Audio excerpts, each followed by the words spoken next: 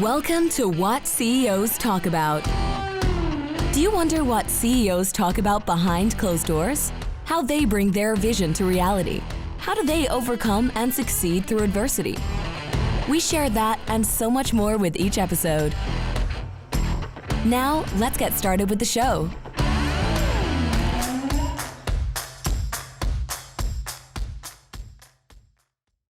Hello, everybody. My name is Martin Hunter. I am the host of What CEOs Talk About, where we translate strategy into frontline operations. Today, my guest, Josh Jeffries.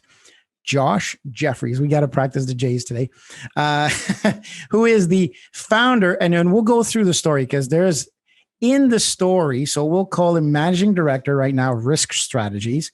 15 years in the making, but there's a story behind that as well. So Risk Strategies has not always been. So Josh is going to take us through that. So thank you very much, Josh, for being on the show. Thank you for having me. For those who are listening and not watching, there is a very sleepy puppy behind Josh, just sitting in a wonderful office setting, just put head on the pillow, just chilling. Amazing. Josh, what is the title of the show today? So the title is basically what I do day to day, which is demystifying health insurance and building alternatives to the status quo. So tell us the story. Let's start with you. So let's go 15, 16 years. How did this become? Let's go just a few years before you got that aha moment saying, okay, this is what I want to do. Yeah, so I was a college soccer player. I did a training program in college on selling life insurance with Northwestern Mutual. And, I couldn't make any money playing soccer back then in the US. So I decided to sell insurance. And so I went with Northwestern Mutual. I realized I had no wealthy family connections or friends to sell life insurance to. And there was an individual that had a group benefits practice and advised small companies on employee benefit plans. And I said, well, that's something I can do. I can help HR people spend money more intelligently. So that's how I got into the line of business. Okay. And is that something that you came about, or is that something that were pushed in about, or where were you in that time frame? So 15 years ago, you have a family. What's going on? What's your story? Yeah, so I had no family at that time, and I decided to move to DC because I wanted a bigger marketplace. I was in Pittsburgh at that time. Okay. And I found two guys. One was an alumni of my school. They had a secretary, maybe $600,000 in revenue. And I took a job for no money, basically $1,000 a month. My rent was more than that in Arlington, Virginia. And I started to learn the business. And eventually over 3 years, I built their first website, started a fax. Back then, we actually sent stuff through the mail and people would return it via a fax machine as a lead. And we built it up to about a $2 million business. And I decided to leave and start my own firm at that point. Okay, so let's talk about that. So now you've been an employee. And so what kind of triggered that entrepreneurial, we'll call it spirit for now, but what kind of pushed your button to say, oh, I don't want to work for anybody else. I want to work for me. What was the thought process behind that? Well, two pieces. So one, my father worked at the Hoover Company, the vacuum cleaners, and private equity came in and moved it to El Paso, Texas from Ohio and Mexico. And I saw him and his friends lose their jobs of 20 plus years and bankruptcies and lots of other things. And so even when I was in college, I never wanted to work for anybody else, which is why I took the insurance sales job. And then when I met my wife, she had a family friend who had sold an electrical parts business that he grew from nothing in Wheeling, West Virginia to the largest distributor in the mid-Atlantic. Single shareholders, sold for hundreds of millions. And he gave me a piece of advice and said, do one thing, do it for a long time, and you'll become an expert and will never want for anything. And so I took that to heart. And 3 years into the business, he saw what we did in our 3 years. I was there from college to 27. And he said, you need to leave and start your own firm. I'll give you the seed capital to do it. Wow. That's good. That's a good dad-in-law. Well, and it was only $25,000 is all I needed. But that's even, I was going to say, what's that amount? 25K. Wow. Yeah, it was, 3 months of operating expense because I knew I'd be able to, Yeah. have clients that would, sign up with me and give me cash flow from, pretty early on. So tell me now, you've got the business, you're kind of up and running. What's your vision statement back then? What's triggering? How does, because at the beginning, Josh and the company are one, right? It's just, you can't, without the company, there's no Josh, and without Josh, there's no company. So tell us about that. Yeah, so obviously you're chief cook, bottle washer, right? You're doing everything. And so, the hardest part was scaling the business. But the reason I started it is because I saw what was happening in the industry with health savings accounts and the move to high deductibles. And, I could tell it was only good for insurance carriers, not anyone else, because there was no transparency in healthcare. So how are you going to shop for something that has no prices? And most people spend less than $3,000 a year on healthcare. So if you put high deductibles in, the insurance carrier is getting out of paying for most of the care, but they're not really discounting the premium that much. And so, I wanted to really just build self-insured health plans so that employers could actually control the costs. And so that's what I left on under the thesis of IHR, insurance and human resources. So Okay, gotcha. helping businesses structure their human resources intelligently, because HRIS systems were becoming popular then. Yeah. And really showing them how they could just fund the healthcare themselves versus buying off the shelf products from the carriers. And what was the biggest client trigger? So when you came up with this, I'm sure that, so you had somewhat of a sales pitch. What was the biggest kind of hook that these people bought into? Well, I think early on it was the fact that they saw the premium differential between the high deductible plans and the regular plans, and they were starting to get some claims experience at that time. There was a company called Guardian that was doing self-funding back then. They don't do it anymore. And when you start to have the costs escalate over time, CFOs started to get more and more involved. And as the CFOs got more involved, they really understood the financial mechanics behind the funding of the plans. And so it helped to assist to move groups thinking from buying a product to really building a solution. And so that was kind of the beginning of challenging the status quo. Now, did you learn? So was your strategy solid coming into it, or did you learn from opening the door and working with these partners to building strategies? Yeah, it was, I'd say in the early days, 15 years ago, it was pretty solid based on the products that existed at that time, which don't anymore. Great West and Guardian were the two big players. Neither of them are in that business anymore. And then a lot of the major innovation that we'll talk about today happened, post 2015. Gotcha. Okay. So let's elevate that. So I think it's important that we talk about leveraging resources and money. So your first company, then you moved on to tell us the story about how it evolved from the first company to the second one. Yeah, so it's really hard scaling when you're doing everything yourself. And I only had a staff of 2.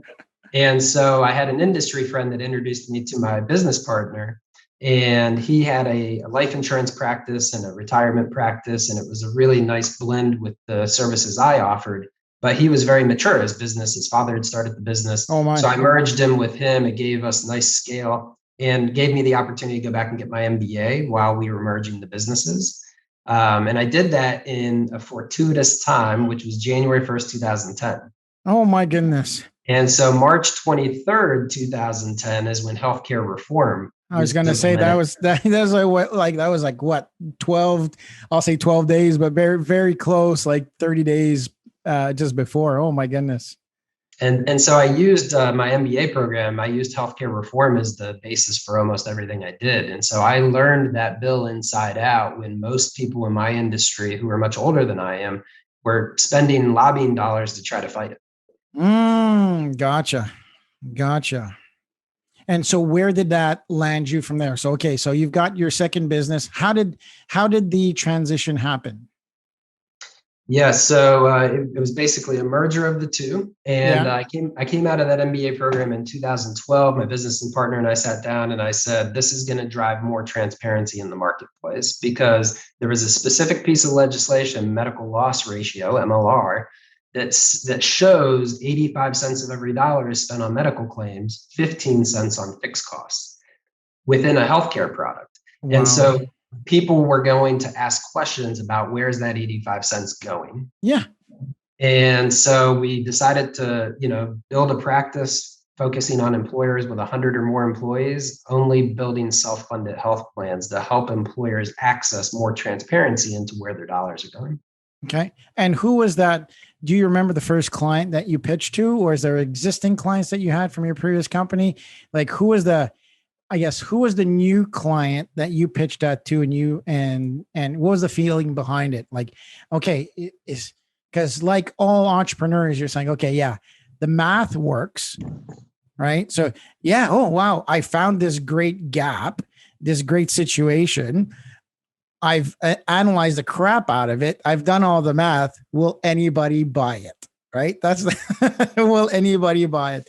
So do you remember when you first pitched it? Yeah, so there were lots of large employers doing self-funding for a long time, but it never really made its way down to the middle market employers. And so, Cigna had bought a company called Great West that focused on those middle market employers. And when they did that, it really opened up the marketplace for those middle market employers to access more sophisticated strategies. And so from 14 to 18, we really grew a lot of clients in that 100 to 400 employee range under that Cigna product, which was probably the most innovative in the market at that time. Mm-hmm. And then in 18 is when we really kind of had the aha moment and said, well, we're just renting the carrier assets and we're taking advantage of that gap in the pricing. We could really go several layers deeper than that in terms of how these services are being paid for. Because when you buy an insurance product or you go self-fund it, you're still renting the price that the PPO network is setting. Correct. Yeah. And so Cigna is still setting the price for the services. They're just withdrawing the money out of your client's account to pay for it.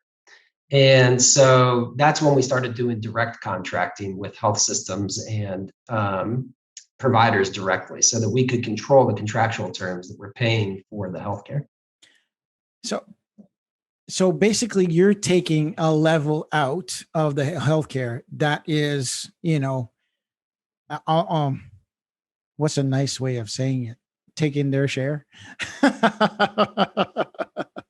Yeah. There's a phenomenal book written by Dr. Marty McCary from Johns Hopkins called The Price We Pay that came out in 2020.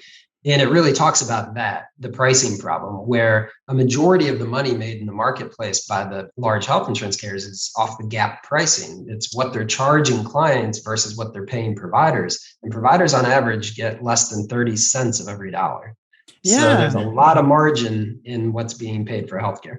It's unbelievable because one of our clients was BNSF Railways, and so I'm sitting down and I've the U.S. Canada border. I've walked from St. Paul's, Minnesota, all the way to, not in one sitting, but all the way to Seattle. I've walked that railroad with BNSF. Anyway, so one day I'm sitting with this guy and his phone rings. So he pulls over, does a safe thing, takes his phone call and, he's talking outside and I see him outside and he's just in tears. And I go, what's going on?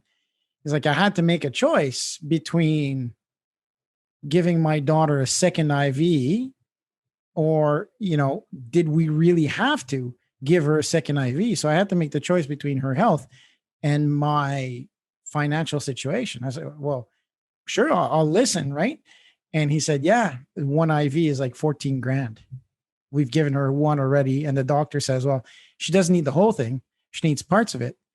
But so, and I understand that, there's principles that regards no interest and all that good stuff. But when you're a father or a parent or regardless, and you have to make a financial decision on, is my daughter's health, is my wallet, anyways, it's just the fact that you're asking the question about financials versus health with your daughter just blew my mind. And I started researching and I see that the price of drugs in the US compared to where the manufacturers are made, and you compare Cuba and other places, and you go, the exact same product costs like $3,000 more. And why is that? And then you see everything that is attached or injected into that inflated price is just, and you ask yourself why, and then you can't answer that question because there's no proper reasoning. It's just amazing what you're doing. I always explain to people that there's not a single drug manufacturer in the Fortune 50, but every one of the drug dealers is. So Express Scripts, OptumRx, CVS Caremark, they're all in the Fortune 100, Fortune 50. But none of the manufacturers are, because there's a price when the manufacturer creates it that they sell it to the marketplace, but then that price gets manipulated by the distributors. Which is unbelievable. I mean, it's one side of me says, okay, so you see people who see an opportunity and want to exploit that opportunity. And there's nothing wrong with that. There's nothing wrong in, when you talk about a brand, you go, okay, here's a problem, here's a consumer, here's a user, and you fill that need, right? So you put your company where you're connecting solving a problem to a consumer, and that works well. At what time do you say my values are twisted? My values are being tested, I should say, not twisted, tested. Yeah. And that's the exact reason why we've taken the approach of building alternatives to the status quo, because the cost of care in the US has gotten so astronomical. It's outpaced wages by so much. And medical bankruptcies are half of the bankruptcies in the United States. There had to be a better alternative of how to pay for healthcare versus just buying an insurance product. And so that's really what drove me to create what we've created in the direct contracting space. Is the providers want to provide the best care possible. And many times they don't even know the price that's being charged for their services. And so for us to go direct to providers and be able to provide faster payment terms at a more reasonable provider-patient relationship, because there's not as many pre-certifications and there's not as much oversight. It's reestablishing that provider-patient relationship and the trust that should exist there, and just providing easier payment terms for the employer to pay the provider without filtering the dollars through Wall Street. Yeah. So it relocalizes the economy in the payer-provider-patient relationship. And so that has a lot of value on the provider side, but also on the employer side, because they can save money in what they're paying for claims and in turn provide better benefits with lesser deductibles to their employees. Well, exactly. It has so many positive or business enabling benefits, right? Business enabling meaning that, so the provider himself pays less or when you get charged a lot of money, you don't look at the provider, you look at the practitioner and go, holy shit, I paid a lot of money for that. Right. And so you're shooting the messenger. The person who's provided the services is not necessarily the one exploiting that financial situation. So I agree with you also that it provides a solid or an improvement of the relationship between who the service provider is, regardless to the user and or consumer customer in this case. It's always surprising to me when people call Blue Cross, United, Cigna, Aetna the payers, because most of the non-government business in America is self-funded employers. Yeah. And the employers are the ones actually paying it. They're filtering the dollars through those entities, but it's the employers that are paying those claims. And the employer, I deal with a lot of businesses, and when you look at the overhead that's associated with, when you have to start giving benefits to an organization, you've got some velocity, you've got some growth. But I've been with a lot of entrepreneurs and CEOs and founders that go, I don't know if I can handle this. I don't know if I want to grow bigger, because if I add one more person, here's, all the liability that's attached to it. So now you're stifling the economy, by putting these big kind of overhead expenses on small business. And that just sucks because you're stifling the economy. That's all you're doing. And people don't understand the benefit. Yeah, everybody wants to be bought out and everybody wants to be a big deal. Like, they realize that the backbone of any economy is the transactions that happens between people who trust each other. And that trust is done by coffee shop to, a carpenter that stops at the coffee shop and says, "Hey, Susie, how you doing?" "I'm good, Mike. Thank you. How you doing? How's your son? Playing baseball?" That's what the economy is based off of, that partnership. And I love how regardless of how much money companies are saving, you're bringing the doctor back to what the doctor should be, knowing who Martin is, knowing who Josh is, knowing about my kids. I think that is a lovely, lovely just cause. And it's a byproduct of what you're doing, saving money as well. So it's just full circle. And we hope, one of my hopes is long term, all the offshoring that took place over the last 15 years, call centers overseas, it's all done for capital expense of lesser overhead. Yeah. The hope is that 30% of a US wage is benefits in the US. And if we can drop that down to 15 or 20, we might be able to onshore a lot of those positions to the Midwest and, the less populated states that have lower cost of capital, and have it be just as competitive with offshoring it to India or Singapore or somewhere else. And so we're kind of seeing that we have a very large collections practice within risk strategies. And so we've had some conversations with some of those large collections firms, and through the direct contracting strategies and lowering the overhead costs related to having US-based employees, it's starting to neutralize the advantages of offshoring. There's, I know that Canada did thing with their IRS, the CRA, Canadian Revenue Agency, is the East Coast of Canada the economy has been dwindling, right? There's not much. It's really sad, kind of like East Coast of US. And so what the government for once did well is move all of their call centers to the East Coast. Lots of them are bilingual as well, so they speak French. So they've moved them to the East Coast. Price of living a house compared to the West Coast is a quarter of the price. So therefore, they've done that really well to balance things out. Because I'm with you. I mean, call centers and even now you look at, and I'm guilty of it too. Hey, I need my website done. Oh, let me go on Fiverr. Let me go on Upwork. Let me see who I can hire from Kazakhstan. That's going to cost me $6 instead of $79 here. So we're all guilty of that. But at a certain point, there's a value that the business morality, I think, kicks in certain things where it shouldn't. Money should not come before somebody's health and making a decision about a loved one. That's for sure.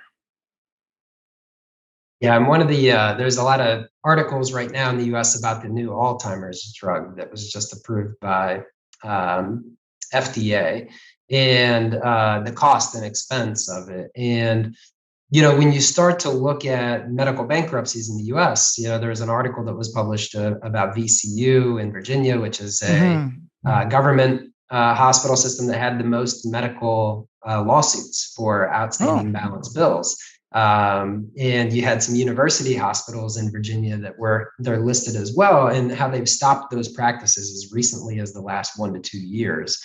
I think those are all positive movements that are part of a chain of events of transparency legislation that was brought under the last 3 to 4 years that are becoming released between now and 2024, where you've got hospital transparency pricing that is in place today, payer transparency in the US that will come next year.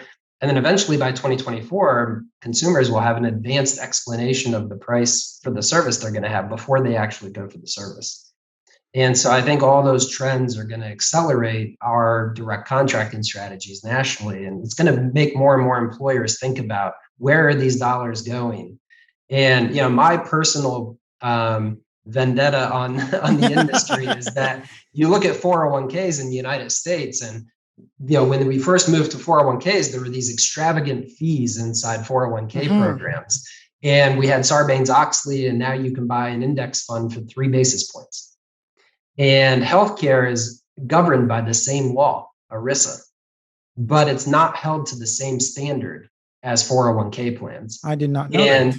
And the price gouging that happens between the negotiated rate and what's actually paid to the provider and what's retained inside the PPO networks is, in my opinion, no different than a 401k mutual fund. True. Yeah. Oh, I did not know that. Well, that's a great. Which country of your knowledge does it well? Or it doesn't have to be a country. It could be an industry as well. It could say, okay, what do you envision the U.S. healthcare? I don't want to say system because it's a little bit too broad for that, but to say what does good look like and who does good right now? And it could be it doesn't have to be in healthcare of a different organization. It could be like this. I don't know, not pharmaceutical, let's say the agriculture system of this state does that well, and this is what we should look like. Like, it's twofold. It's two questions. If there is a country that you feel does healthcare well, which one is it and why? And second thing, what do you see as good looking, like as a win for you and your just cause when you're done 10 years from now, you're going, oh, I made a dent because this happened?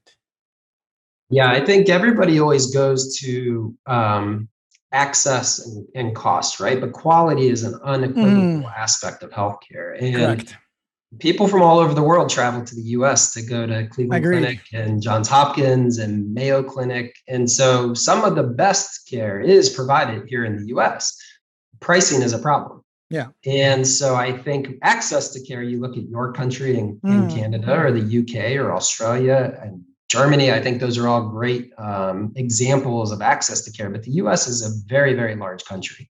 Yes. And so to compare them to those countries is not fair. I agree. And so, where I think the 401k industry and the securities industry, which again is regulated by ERISA, it's the same rules. They've just taken the path that has not happened yet in healthcare. Gotcha. I mean, today in the US, you can be assured that the fees within your retirement plan, your 401k plan, are disclosed. Correct. They're transparent. Advisory fees are generally flat fees at this point. And so I think you'll see those things hit healthcare over time. And the workforce has just changed. People are working from home. They're knowledge workers. They'll have 20 employers during their lifetime. My dad's generation of working at the Hoover Company for 25 years, it just doesn't happen anymore. Agreed. So I think a system where you have a benefit structure that is a community-based structure, almost not like, but think of Facebook or groups like that. You've got a benefit package that you take with you from employer to employer to employer. Your safety net shouldn't have to change just because your job changed. So I see a tax environment where your employer pays you a pre-tax and a post-tax income. And that pre-tax income you buy your benefit package with, and you take it with you from employer to employer. And so you're really shopping culture and post-tax pay and not so much the benefit programs. I do think large employers in the US will always run their own benefit programs. Yeah, of course, They're actuarially sound. They're large enough that they can have an impact on outcomes and costs. But for most of the mom and pop businesses and the middle market employers who will never be large enough to control their costs in the same manner, they should have a marketplace that's more transparent where they can just pay post-tax, pre-tax income and let the employee control their benefit package and take it with them throughout their working career. So demand drives most market decisions. Where can you leverage demand? Who's the consumer that will, who is purchasing these? The companies and the small mom and pop shop, when will they be able, with what methodology or what can we arm them with to be able to influence policy? Direct contracting. Employers are the largest purchasers of healthcare in America. And they've empowered, think about this. Businesses in America, they want to control the price of what they pay for something, the Correct. contractual terms of whatever they're engaging in, and Correct. the data that is involved with that transaction. Those are Correct. the three things you want to control in all business relationships. Correct. Healthcare is the only multi-million-dollar corporate expense where they throw all of that out the window. It's so true. They don't control the contract terms, the carrier does. They don't control the pricing, the carrier does. And they don't control the data in most instances. The carrier provides the data that they're comfortable carrying. And if you ask for additional data, they make you sign NDAs. Yeah. Because they view it as their data, because it's going through their network That is contract. so true. That is so true. So when employers, and in particular CEOs and CFOs, wake up to that, and I use the Haven example as a great example, right? Haven in the US was a really highly publicized. It was Warren Buffett and Diamond from JP Morgan and Jeff Bezos. The three of them combined together and created Haven, and they were going to change healthcare in America. Well, what they didn't realize is that healthcare pharmaceuticals is the number one lobby in the US. Number two is insurance. Department of Defense is way down the list. These are the two industries that spend the most money. And there was a question in the last shareholder meeting that Berkshire Hathaway asked of Warren Buffett. And he said, we didn't realize trying to change 15, 20% of GDP was going to be so hard, almost as like a joke. Yeah. But Amazon now has Amazon Cares, a whole new business they've launched that they did for their own employees as part of Haven. And now it's going to be a market-based business. And so I think what you're going to see is items like that where employers tried to mobilize to change healthcare is changing the thinking of CEOs and CFOs around the country. And as consolidation has run rampant in the US with private equity and healthcare practices and doctors that are graduating school, they want their own practices. They don't want to work for a conglomerate. Exactly. And so you have these market forces that are going to drive more transparency in pricing, more direct relationships between employers and providers. And that's going to be the catalyst for change, because those two entities that are driving the market but have no control today need to exert more and more demand on the marketplace. It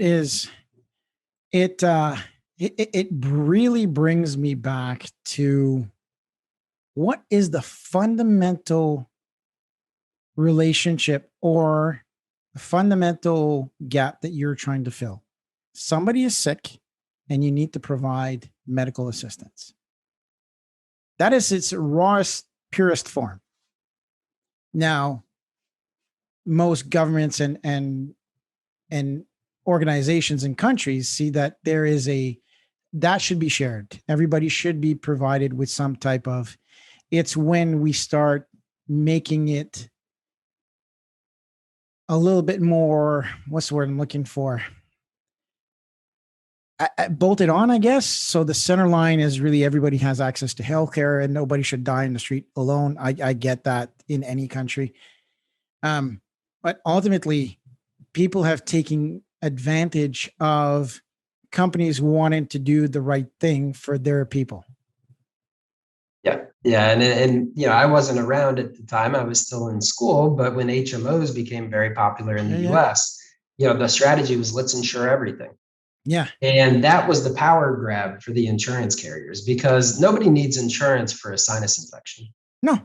It's a $25 visit, $45 visit virtually, and a $4 Z-Pack to get rid of your sinus infection. But everybody buys insurance for it because HMO started that trend. And so, I think that businesses have been brainwashed into thinking that they need health insurance. You need catastrophic coverage. Correct. That's different. Yeah, you can budget and pay for regular healthcare expenses. The average employee spends less than $3,000 a year on healthcare. Yet the average family premium is over $20,000 in the US. And so that's the disconnect is you budget it. You budget for items you know the expense of. You buy insurance to transfer for catastrophic risk. You only need insurance for premature babies, cancer cases, accidents, heart attacks. You don't need it for the sinus infections. Agreed. Yeah, that is. I mean, we went through in Canada. We have a bit of a different model, as you know. But insurance is still a lot of people. I think Canada is the number one place for people purchasing insurance. They buy insurance for absolutely everything. You go to the store, you go to Best Buy, and you buy a computer. Do you want to buy insurance? Do you want to buy? We are the most risk adverse country, I think, in the world. And we apologize for everything. Sorry. With that being said, we went through my wife and I, because we've got staff as well. So we said, okay, so what do we do? Do we really want to create an organization where we pay, and you look at this and you say, okay, well, how much did we actually spend? Right. And what happens if we had a health spending account? If we took money that we've injected in there and we've looked at all the claims that, her and I and our staff did, and we tallied it, we came at 45% of what we spent with insurance. And they've got all these clauses of, you can't spend this, on a physio or acupuncture and stuff. I went through acupuncture for a sinus infection and cleared it. Now, I'm not saying that modern medicine does not have its place, but if you go to France, we lived in Europe for a long time. The first thing that the doctor would say, do you smoke? If you smoke, you stop smoking. Okay, number one. Number two, what do you eat? Are you drinking too much wine? Right? So they go, what's your habits? And then let's eliminate. Then they go with homeopathic. Then they go with chemicals, and then they go surgery. Right. So they turn that topsy-turvy where they go, hey, change your behaviors, change your habits, and then we'll tackle that. Right. So with that being said, there's a few times where I trusted in homeopathic medicine and, Chinese medicine, and it's worked. So why go into chemicals if you don't have to? Right. Now, go the opposite. There's a pandemic, people have paid a lot of money. Countries have paid a lot of money to put research behind these COVID shots. Don't be a moron. Do what is right for the world. Yes. Is it not tested? Yes. Look at the people, the millions of people, billion of people that have been injected. Okay, come on. It's not the end of the world. So, I see both sides of the story. Say, apply common sense to what that is, and not, I'm going in circles to say, insurance is not the end all be all to everything. Just because you have insurance doesn't mean you won't pay. And it's a great insight, because there's a movement in the US back to primary care. Yes. So the US system is based on treating diseases. That's how we got the opioid epidemic here in the US, is that, take this opioid for what you determine what your pain level is. And we'll give you this opioid that's massively addictive and expensive to treat that. And because everything's about treating the disease, not the behaviors that lead to it. Correct. And so what you just described in Europe is what is starting to happen again in the US, is let's reestablish that firm, solid primary care relationship where they aren't fee for service and seeing someone every 10 minutes. They're taking time to learn about, do you smoke? What do you eat? Are there environmental factors that are leading you to these comorbid conditions that you're creating? Yeah, it's not fair for somebody who is healthy and I shouldn't say it like that. Somebody who understands temperance, meaning that it's not, I've worked in Mississippi, New Orleans, I've worked down in the South, fried green tomatoes, fried chicken, mac and cheese. I mean, soul food is delicious. 3 times a day. Sweet tea 3 times a day, maybe not. So people who have tempered and say, okay, let me take this with limitation and appreciate that instead of indulging in obesity across the world is just absolutely because we feel the need to fulfill our right. And again, I'm not blaming the US, I'm blaming the entire world and saying, okay, well, I'm entitled to have meat. I eat meat, but I do it in a reasonable manner. Just being balanced of everything. It's like politics. One extreme or the other is not good. Democracy was based on discussion. And I think I'm glad to see that the US is coming up with, and that you're contributing to that as well. Because how much do you save a company on average? So somebody comes and sees Josh and your company and they go, hey, can you help us? Yeah. So just changing their funding strategy from buying a product to building building it themselves saves on average about 15 to 20%. But if they do the more advanced strategies where they're doing direct contracting, 30+%. So it's substantial amount of money. Of gross revenue. Of their gross expense. Of their gross. Oh, wow. Yeah. So I had a client last year that was spending about 18 million. We took their spend down to 10. And they reduced the premiums for their dependents on their plan by 20% year over year because they were just spending that much less on a per claim basis. So that's more money to go in innovation, more money to go. So let me back bus up. Number one, better healthcare, better relationship with the health practitioner, I'm assuming, right? More money to play around, to be more innovative with, less stress associated with the staff and the employees to saying, well, can I afford this? Can I not afford this?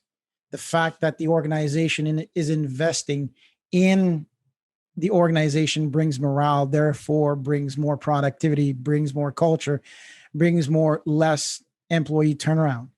I mean, just by that simple transaction, I can count 8 off the top of my head, enabling the company at being better at what they do.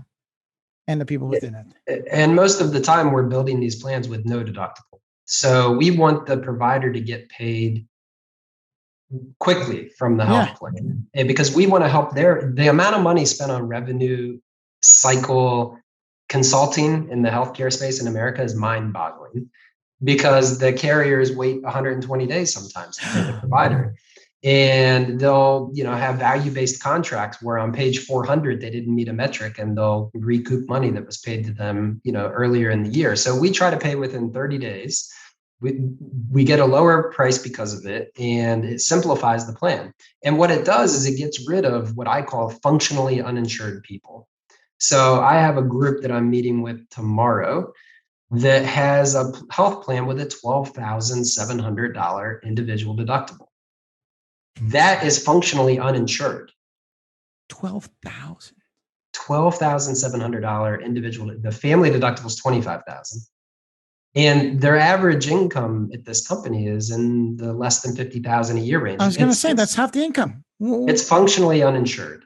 And that's how bad it's gotten in some instances in the US is the industry. So the brokers are trained to sell the insurance carrier product. And they get paid a commission to do so. Of course. And so their toolbox is literally how much more do you want to charge the employee or how much do you want to raise the deductibles and coinsurance? And that's your average insurance broker's toolbox to manage healthcare costs in America. It's not, I say it's not managing costs, it's just shifting it. Yeah. Between the employer and the employee. And so what we're really doing is trying to educate the advisory team within Risk Strategies, but then more globally across the country through an organization called Health Rosetta on how to build these plans from scratch to be able to actually bend the cost curve, change the way you pay for healthcare, and not just be limited to shifting costs within the products that exist today. And everybody tries to demonize the carriers. And I tend not to do that because they've built phenomenal businesses and they've come up with very innovative structures to control costs over time. Mm-hmm. They just have a duty to their shareholders to return value. And as a publicly traded company, that's their duty. And they do a great job of it. The returns on the healthcare, the 4 primary healthcare stocks are 3 to 5x what the Dow S&P 500 has returned in the last 6 years. So I joke with my clients, I say, if you sponsor a group health plan in America, you better buy their stock also. I was going to say, yeah. What they're taking out of your left pocket, they're putting back into your right. And this is where, what we talked about before of where's the limit? Where's the duty to shareholders? Yeah. But ultimately duty to your employees, like treat your employees like your clients. That's what I always say. If you want to have good retention, you want to have a good business model, treat your people with dignity and respect. Regardless of color, age, religion, sex, whatever, treat people how you want to be treated. And when you do that, your company will always be profitable because you're telling so every human being has 3 needs, do you see me? Do you hear me? Do I matter? Right. And so we all have some level of variance. So employees need that as much as your customers. Your customers want to say, hey, do you hear me? Can you see me? And do I matter? So that you can adjust so we're doing that with them. Why not do it with your employees? And if you do those two really well, then your benefit to your shareholders then it becomes a result of just good business ethics. And I think that is where I think that fine line is crossed for values in regards to, what you're doing for, the fishing industry, logging industry, oil and gas, we can go a gajillion of them, but ultimately, we tolerated that and we've never said, okay, so I think it's looking for alternative as you're doing, not just complaining and saying, oh, you're a crook, you're this or that. So, okay, find a solution where the consumers can make a choice. And it's a great idea. So I've got a very innovative client that I presented with down in my Orlando earlier this year. So it's public knowledge. I can share it. They create T-shirts, custom ink, and their CEO is phenomenally innovative. And to your point, he has an acronym that he uses called GROWIN. And it's about growth. It's about entrepreneurship. So being an owner of the company, that's the OW, ownership, taking ownership. And then IN is innovation. And so the GR is golden rule, the OW is ownership, and the IN is innovation. And it's their internal acronym for their employees. And so they were one of my first clients that did direct contracting and went all in on it because of what you just described, that mantra of the golden rule, do for others what you do for yourself. And they have those driving core values of ownership and innovation. And they wanted to be a leader in the employer space in America to say, hey, this is an alternative path. And, they offer a health plan that has no deductible that costs less than $10 a month to participate. And they wanted to be able to do that for the next 10 years. And so they really have been a key driver for the overall movement in America in this direction. And that's what it takes. It takes employers like that to show the way, to blaze the trail so that the other employers who are really controlling the marketplace, but today have zero control. But they're funding the marketplace for them to take control back and really make it a valuable asset for their people and their shareholders. I think ignorance and not in a bad term, like people are ignorant. They're just the people of not knowing what's out there as well. So people are just used to it, right? So you go, this is what I need to do. I need to protect my employees. I want to give them the best that I can give and I can afford. So they go do it and they don't realize that, our values are ignite curiosity, crystallize thinking, and concentrate action.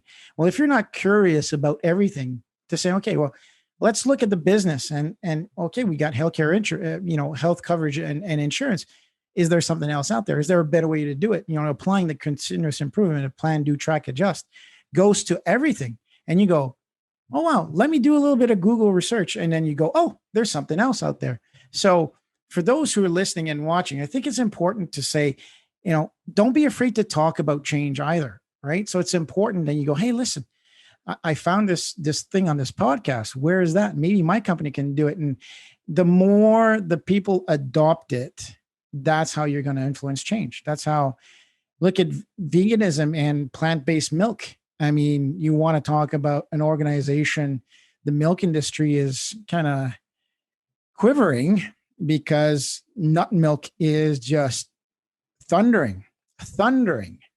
So share value, all of these burger joints that are popping up that are taking on all of the, McDonald's and Burger King and all that good stuff, right? It's what I like seeing is this kind of back to the neighborhood kind of consumerism, right? Let's buy local as much as we can. And without taking away globalism, I think there's opportunities. My very good friend, he employs a whole bunch of people from the Philippines, and what he gives them in salary, which is less than what he pays in the US, just makes a full community thrive, right? With what he pays 5 employees, because their families are a lot bigger, he supports like 45 people. So he says, don't underestimate that. He says, I completely understand, let's bring it local. He says, I pay 5 people and I affect 45 people. They've raised their living standards. I help them with security, all of that. So he does cybersecurity. So the community is not just here. What I'm trying to say is, trying to level it out. So we take a better direct approach to what you're saying is that the better relationship between consumer and service provider. Yeah. And I think it's that intellectual curiosity that you described, because that's our biggest barrier is status quo. I've been doing this 20 years. If there was something else, my advisor would have told me about it. Yeah. It's that thinking that there aren't alternatives, and there's always alternatives to learn more about and to see if they could be a fit. I'm like you. I drink oat milk every morning in my latte. And, growing up in Ohio, I would have never thought in the future, my goodness, I would be drinking oat milk in a latte. But, it's change happens. I completely agree. And if, what you've done is, let's go back to you for a sec. And you saw an opportunity to be the change. And people think, the reason why I asked that question at the first part of the interview is to listen to a lot of people saying, Josh just didn't happen to it. Yeah, he fell onto something and he strategized about this. And you see how it's grown and evolved, and there's learning components that come every single day. You started your MBA. You never thought that legislation and stuff was going to, fall, and you dove into it. So it's not an all or nothing. It's a long-term process that you have to stay curious and improving and say, hey, what are we doing to change? Right. So what is your reference material? What is the one piece of material, a book, a movie, a coach that has defined who you are and you always go back to? You're successful in standards of in business, you've grown your company, you've gotten financing. We haven't talked about that yet, of leveraging PE. And then you've also got a great family and all that good stuff. So what piece of material you said, okay, now I always revert back to this. Like for me, 7 Habits is something that when I was younger, I read it, devoured it. I got like 3 books that they're basically torn up from rereading them. What's that piece of reference material for you? Yeah, I think it's a couple of different things. So one, I think when you're young, events happen that structure who you're going to be. Mm-hmm. And, for me, it was that Hoover Company event, and my parents, they lost their home because they had second mortgage on it to put my brother and I, through school and other things. And so I think that was a very early experience that said, I don't want to rely on an organization mm-hmm. for my family's well-being. I want to create and be responsible. And then, I think the mentorship of our family friend who had his business and said, don't jump job to job for another salary, go into something you enjoy and really master it, and you'll find value. And then, my business partner, always do the right thing.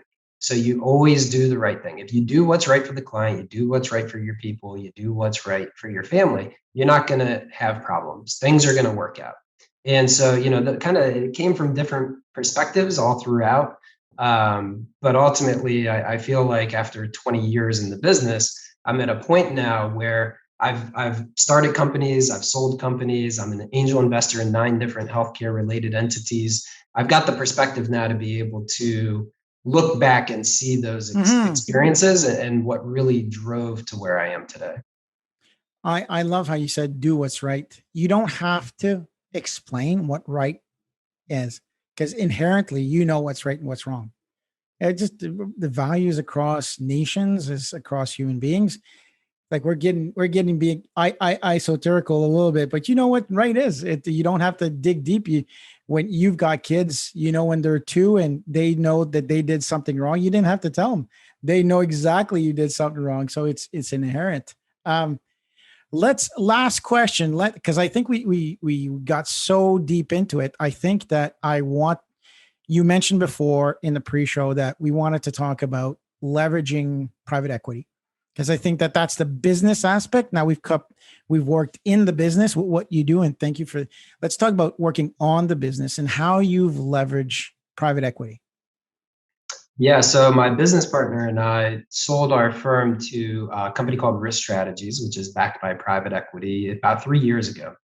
And what it's really taught me in business is the power of private equity. And by having that capital access and being able to build the business at a much faster pace, you can increase the impact on the marketplace at a much faster rate than you'd ever be able to investing your own capital. And it's something that I never previously had a lot of experience with. Now I've got quite a bit of it, 3 years in and having multiple investments. And it really is a powerful tool. And I think a lot of people think of private equity as just a financial play or financial engineering. But when you're building a business that impacts people and businesses in a very personal way, like we do at Risk Strategies with insurance, again, we're not just doing employee benefits. We do home and auto and life insurance and executive benefits and boats and all sorts of risk transfer.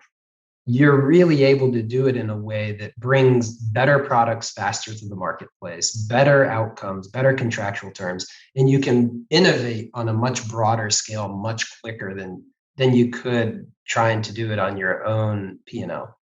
It is, and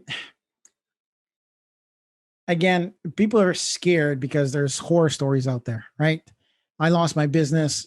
These guys came in, bought me out. I got fired, didn't get anything. But like Friday the 13th and what's the other one there with the claw there?